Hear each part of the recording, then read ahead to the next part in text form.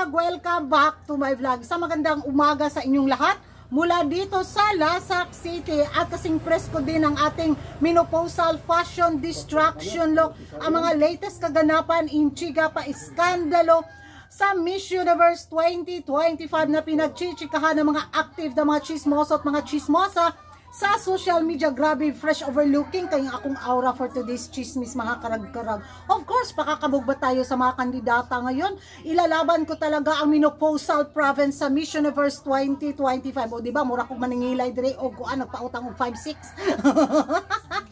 Eto na nga mga karag-karag, nako, alyansa ang tawag ngayon sa laban ni Miss Universe Mexico at isa sa mga judge nga sa Miss Universe 2025. Walang iba kundi si Maring Anding, si Andrea Mesa aka Aiko Melendez.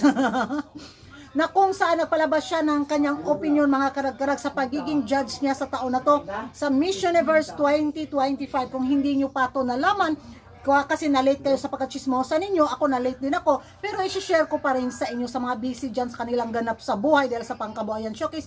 Nako, basahin ninyo kung ano yung naging statement ni Maring Anding aka Aiko Melendez, Andrea Mesa. Watch this.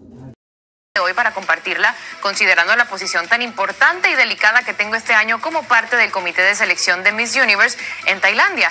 El reciente incidente es profundamente lamentable y no refleja los valores ni el espíritu de la organización de Miss Universe. Lo que Nahuatl hizo es inaceptable y está completamente alejado del respeto, la integridad y la equidad que este certamen representa. Sé que están tomando ya medidas adecuadas para proteger a todas las concursantes y para mantener la integridad de una competencia que ha transformado la vida de miles de mujeres alrededor del mundo, incluyendo la mía. Momentos como este nos recuerdan por qué los espacios que empoderan a las mujeres deben seguir defendiendo el respeto, la justicia y la empatía por encima de todo. Y quiero darles un mensaje a las concursantes. Sepan que su voz importa, su fortaleza inspira y su valentía refleja el verdadero propósito de estas plataformas, que es celebrar a mujeres que lideran con confianza, con el corazón y con dignidad. Y les aseguro, les prometo que como parte del comité de selección de este año, voy a elegir a la mejor candidata para que porte la corona de Miss Universe. Kunyari, gulat tayong mga karag-karag sa naging Merkulis Santong orasyon ni Maring Anding sa kanyang pagiging judge sa Miss Universe 2025. O, diba? Sa laban ngayon ni Maring Inday Fatima, secure na talaga ang kanyang spot. Kasi nga sa pa-statement, orasyon galore bitaw ni Andrea Mesa, mararamdaman mo talaga ang close na alyansa.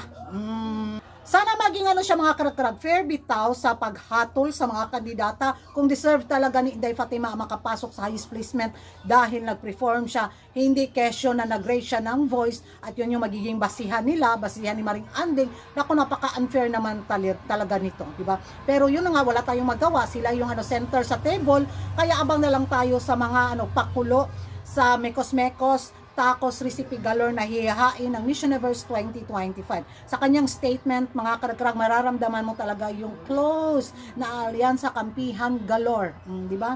Kunyari, magugulat na lang tayo sa resulta. Sana magkaroon ng sorpresang resulta sa darating na Miss Universe 2025 dahil, nako, kung masyado silang halata, naku, dudumugin talaga sila, kukuyugin talaga sila. Especially sa mga, kandidatang deserve sana na magka-placement sa taon na to sa Miss Universe 2025. Kaso hindi maipasok dahil talagang ipilit na ipasok ang isang kandidatang Atichona Maldita, very drama queen. Di ba?